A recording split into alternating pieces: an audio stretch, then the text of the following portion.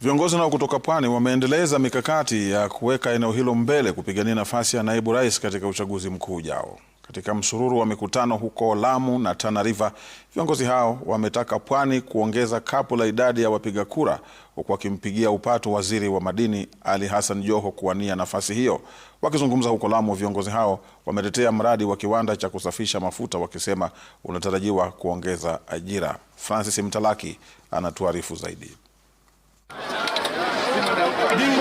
Viongozi kutoka Pwani waliwasili kwa vishindo wakiandaa misururu ya mikutano maeneo ya Faza na Mokoe, kaunti ya Lamu, wakiongozwa na waziri wa madini Ali Hassan Joho. Viongozi hao wametaka jamii ya Pwani kujiandikisha kwa wingi kama wapiga kura na kujaza kapu la ushawishi wa kurindima ngoma ya naibu rais inayosakatwa maeneo mengine nchini sawia. Nauliza, kama wenzetu, kura zetu sahihi tukipiga hesabu ziko milioni 2.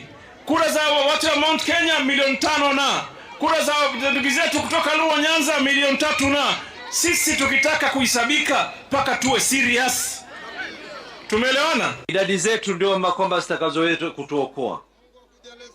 Na safari hii hamna lingine lile takaloweza kutusaidia isipokuwa ni hilo. Kwanza chukua kura, kwa sababu hii njia ambayo tumeishika hatutaki kwenda peke yetu, tunataka tuende kama Pwani.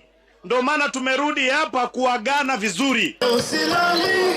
Viongozi hao wamekuwa wakimpigia debe waziri Joho kuwania nafasi hiyo, huku wakimuunga mkono Rais William Ruto na kusifia baadhi ya miradi ya maendeleo, hasa mradi wa kiwanda cha kusafisha mafuta Lamu. Pia wakimkashifu aliyekuwa naibu rais Rigathi Gachagua kwa matamshi yake kuhusu utalii na uwekezaji nchini. For the first time, mtu ambaye ameona alete Lamu uwekezaji wa trilioni 2, unaambia mimi nitoke hapa, sitoki.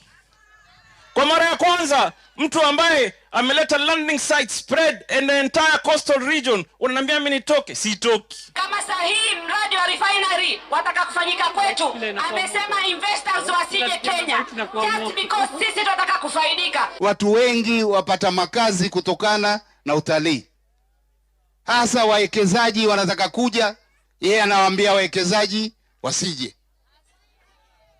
alafu mtu huyo anataka kuwa rais wa Kenya.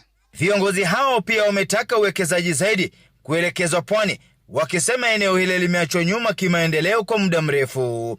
Francis Mtalaki, Ringa ya Citizen.